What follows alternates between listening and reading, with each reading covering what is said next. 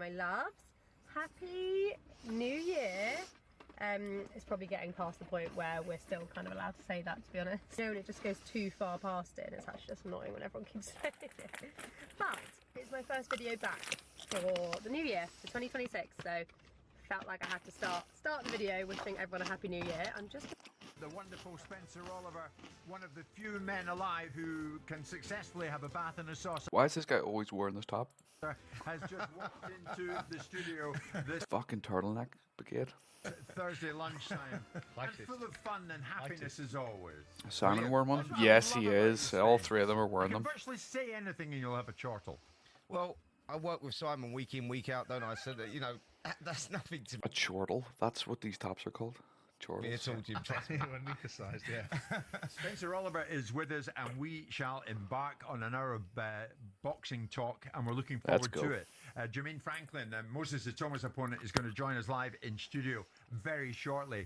But at the moment, the three of us are going to become the five of us because this weekend, the rematch is upon us. Precisely on Saturday in Nottingham, they do it again. It's Lee Wood, the rematch, up against Josh Warrington. And remember, back in their first fight in 2023, it was Lee Wood who came out on top when he defended his WBA featherweight title against Josh in Sheffield. Well, now they do it again. Don't carve. I'm Come on, delighted let's to go. say, good afternoon. So, go on, Spence. Lee, the last fight, yeah. Let's go. Preparation's been going. All good, mate. I'm ready to go now. Can't go quick enough for Saturday night. Yeah, Lee, Go on, Spence. Lee, the last fight you had was against Anthony Kakachi. That was back in May 2025. I think that you were talking then, you know, about possibly retiring, whether you'd come back, whether you wouldn't come back. And you have come back, but this seems the perfect opponent. guy's in a you two taxi had an or absolute something. barnstormer last time out. And I think at this stage of both of your careers, perfect fight for both of you.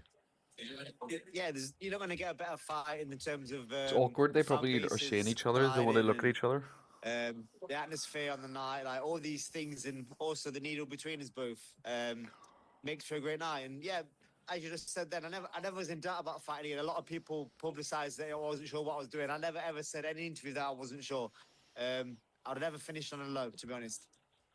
Josh, is there much needle going into this? Or Is there a bunch any of needle mutual here? respect flying about between the two of you? Fuck does that mean? I think there's a bit of needle there, Simon. There's a bit of needle there. You Yeah. know, I don't know really where it's really stemmed from, but it just Fuck me. Like no one can speak. has seemed to build up over the last couple of years. And yeah, it's got quite hostile in times, but you know, we can put all that to bid on weekend Fucking hell, like. and let these do the talking. That's it. Yeah, Josh, it was all going really well for you for the first 6 rounds in that fight back in 2023. Two You thick got caught northern lads are in the gonna 7th fucking round, a heavy pummel knockdown. it The out. referee stopped it. You felt it was a little controversial. Now, you're getting your opportunity again here, but you've got to go into the Lions' Den here, haven't you? That Nottingham Arena is going to be very hostile for you. It's going to be hostile, and obviously Sports talk. they'll back Lee really well. But I'm not coming alone. You know, there's many coming down from Leeds. and Did he Yorkshire just say surrounding it. Leeds? Did he just say Leeds? Fuck me. There's many coming down from Leeds. And Fucking Yorkshire hell, man. surrounding I just areas. guessed that. And equally, you know, Just rewind it back and check it out for yourselves, guys. I called that. my support makes a lot of noise as well. They support me really well. So, you know, yeah, I'm going into Lions Den, but like I say, Fucking get it I'm not out of gonna be you. alone. But regardless, it is only me and Lee in the ring, isn't it? I mean, what did you take from the first fight, Josh? I mean, in the first that's fight, as great. you know, in the studio, I picked Lee. He was struggling to get And I through thought that. the Like, first 6 rounds were brilliant against him, and obviously he got the decision because of the fact he dropped you. You've had fights against Kakachi. He's had fights against Kakachi. People will suggest that, with due respect to you both, that you're maybe not at your peaks anymore. you're both shit. But when you look at the first fight, what did you take away from it, and what do you think you'll be able to He didn't deploy in take the next anything round, away in the from next it. fight that you couldn't or didn't in the first fight? There's moments. I mean, I don't want to give too much away, No, of course not. Simon. But there's moments when I felt I could do a little bit more. There's moments when obviously shouldn't have been as reckless. But yeah, the boxing side of it, I thought was more or less perfect. I don't think their team anticipated us doing that so much. What? But this is the beautiful thing about boxing, and on Saturday night, obviously both camps will have mustered up their own game plans and things, and they're going to try out and what's been done in camp. But yeah, it's doing it in gym is one thing, doing it on the night is Of another. course. Lee, first time around, did you think it was an I need emphatic subtitles for that. outcome that you won it? Because Josh insisted that the fight was called off prematurely, but you disagreed then. Do you still think that? It was definitive, yeah. There's nothing controversial about it. He got dropped, he missed the count, and then even after the ref waved it off, he stumbled over to the ropes, and the ropes kept him up. Obviously, no one's really seen that little clip, but yeah, I mean, you couldn't have asked for a better knockdown, really. But I think if the ref did give him the time and he had the minute, even if after the minute round, I still think it would have been all right. Lee, can I ask you where, if and when in your mind you win? I know you said Lee. a moment ago that you didn't talk about retirement and no one else heard you, but you were very sanguine, and I was in the studio with you when was you talked sanguine. about potentially losing doesn't know the what that fight to means. catching where it might take you, and there was an indication from you that this might be the last knockings of you. But it isn't, and you're back, so that's all part of the past now. If and when you win this fight, where does it take you, Lee? Where do you go next? People are talking about potentially if you win this fight, maybe Josh Padley is someone that you'd fight next. What does it look like for you after this? I know you don't look past him, I'm but not just too sure. I'm not too sure, man. I've not really thought about it too heavily. But it could be my last one. It could be my last fight. I'd like to finish on a high.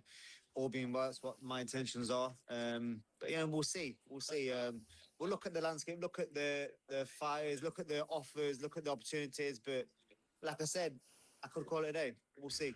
Josh, you heard Lee there saying, no, it was an emphatic win first time around.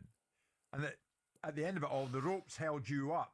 Now I watched, you're sitting there, everybody watching on Zoom. You can see me, you can see Spencer, you can see Lee, you can see Josh. You laughed there, Josh, when Lee said that. Oh, he Do you did want laugh. to engage with him on Fuck that? me, the Because Scott he's really presumably you disagree. calling it out. Yeah, I disagree, and I just feel that I would He was like just to see having a this- wee this clip smile. that he's on about this other angle, this other clip that the ropes holding me up. I have got my hands on the ropes, as you can see many times on any angle you look from. You know, I curse to the skies because I'm annoyed with myself for getting caught, but you know, turn around on the referee's count of 8, and you know it's going to be argued back and forth about if it's right or wrong decision, but I feel can't make should have any been of this given the out. benefit of the doubt. One of the fittest boxers in the country, and you know, recovery is fantastic, but never got the opportunity, so that's why we're doing it again this Saturday. Yeah, listen, I think Josh, Listen. you know, the referee's there to do a job, and I think that, you know, when he looks into a fighter's eyes, he can see whatever. And fighters are gladiators. Of course, you think you Fucking can hell, carry man. on, but really that allows a fighter to continue is to the fight another fluffer, day, like- and that's why we get this rematch. I think that, you know, when you looked at that fight, you look back at that one, the referee done a good job in my eyes, because I think at that point he was in no position to continue. I was going to and say, it could did you think it was emphatic, Spencer? Yeah, absolutely. Yeah, That's his you know, word, I'm emphatic. looking as an outsider, you know, I understand where Josh is coming Scottish from, people and like I that word. understand that fighter's mentality. When you're looking at it from an outside point of view, you go, you know, he's only one or two punches away from something more serious happening. It was an emphatic knockdown, and he done well to beat the count. Shows a heart of a lion to get up. You know, not many fighters That's would have it. got up from that. Lee Wood is one of these fighters that carries punch power in either hand. Like if he ever says anything, he makes sure he sucks you off before in his counter statement, so it's always balanced. Like, At any given point of a fight, you know, Michael Conlon in that fight that he went through hell and back in that fight, and in the 12th round got an emphatic knockout in that fight. He doesn't lose heart, he doesn't lose will. So you go, the referee for me done the right. I think so too. there I are mean, a I know couple Josh- of young lands, a couple of young British lands going to battle it out. Like it's what it's all about. will have a different view. I think it was relatively conclusive. I think it was non-debatable. I think the first 6 rounds, I think, with due respect to Josh, to Lee, I think Josh schooled him for 6 rounds and got caught in the same way that Michael Conlon didn't school Lee, but got caught because Lee carries that power. And I suppose Josh will look at it and go, I need to do more of that for 6 rounds and not switch off. in the Josh 7th. schooled him for the first 6 rounds. Lee, did you feel that your opponent Yeah, look, schooled guys, you that like, night? I'm not moaning about what's happened because it makes for a great rematch. But I've been on both sides. I've been caught and I wanted to carry on in Laura 1. And my coach threw the towel in, even though I was up, and I was like, no, I was so angry that he threw the towel in because the fight will always want to carry on. But also, I've been in the other end where the Conlon fight round 1, I got dropped. and I showed the ref I was alright, even though I probably was a bit shaky. But I said to the ref, I'm alright. So he let me carry on because the bell went. So I've been on both sides. But yeah, like I said, I'm not moaning about it. Mick's a great rematch, and let's go. I think it depends, doesn't it, as well, in those situations. These are like, you awful got caught answers. there, you know, using that as a reference. Just too You got caught there incoherent. Fucking. against Conley in that first round, and the referee then thinks, right, give the kid a chance. Let's see if he can get through Give that the one. kid But a As the chance. rounds tick on, the referee obviously takes a closer look because the fights are hard, and that was a hard fight between you two, where you were both taking a lot of punishment. It was a good fight as well. Like, I would love to see this guy in like a fucking Shane Ritchie or not like a Guy Ritchie movie. All right, girls. All right, ladies. Let the kid fight. Like, he would just be just fucking full on cockney. Just everything he says is just like fucking. You want some? Like, it's fucking like everything it's the wee things he says. Like, you know, let the kid fight.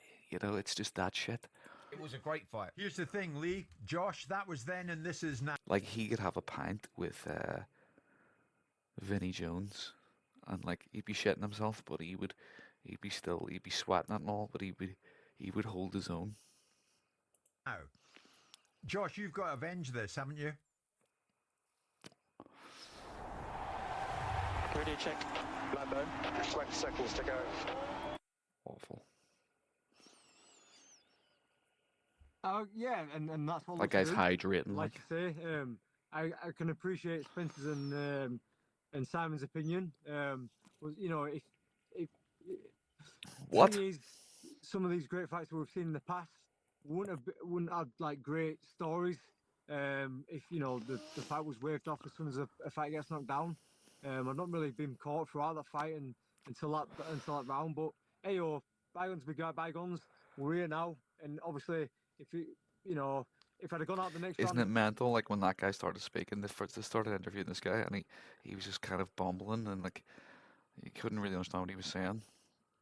Not a great speaker. And then when they finally cut to this guy, like he started opening up, and he was just even worse and even more incoherent and just even more northern, and just like they're like southerners. Like he's right down at the bottom. He's south. Like look at the look on his face. Like he likes a fighter. You know what I mean, mate? Like he's struggling to try and work out what this guy's saying. He can't, even with his big ears, he can't make out what this guy's fucking saying out of his mouth.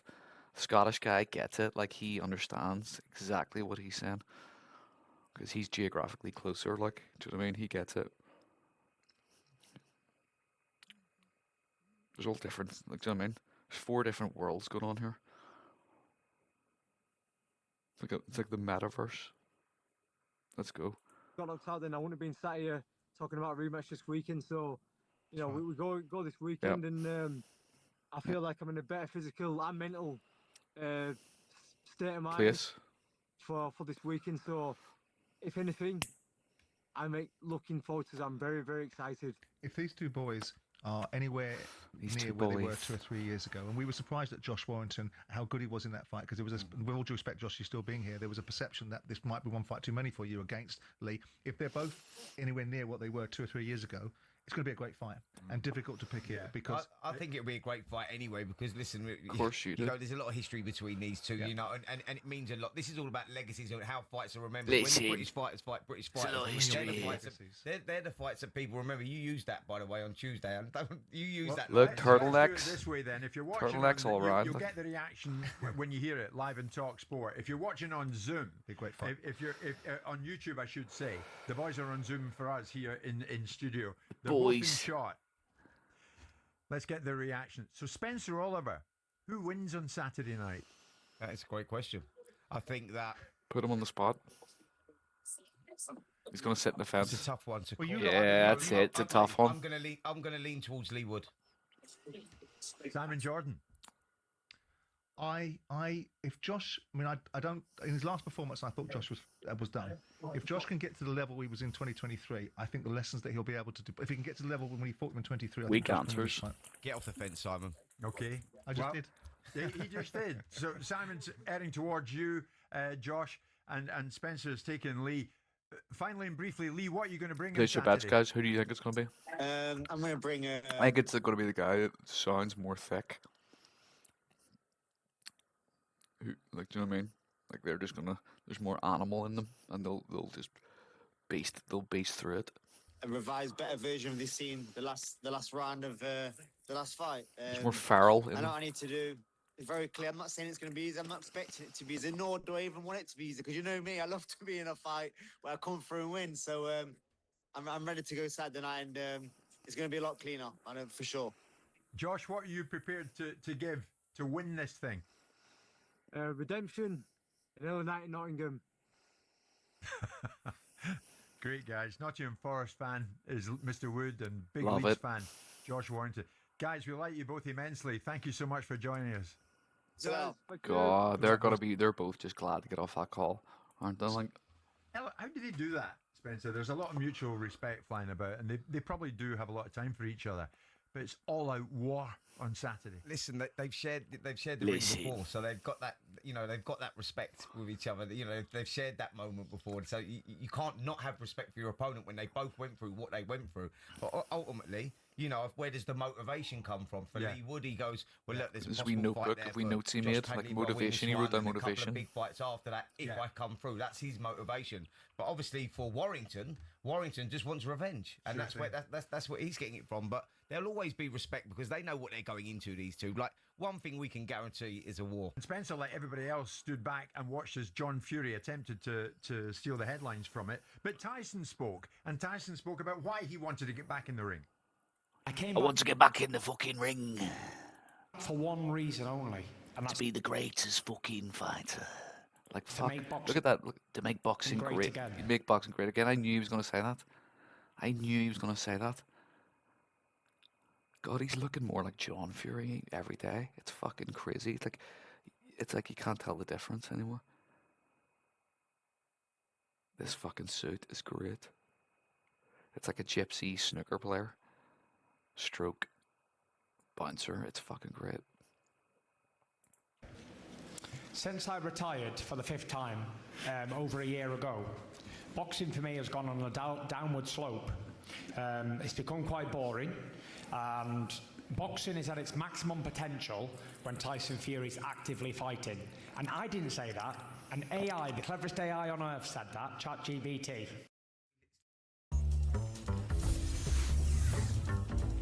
GPT, not GPT.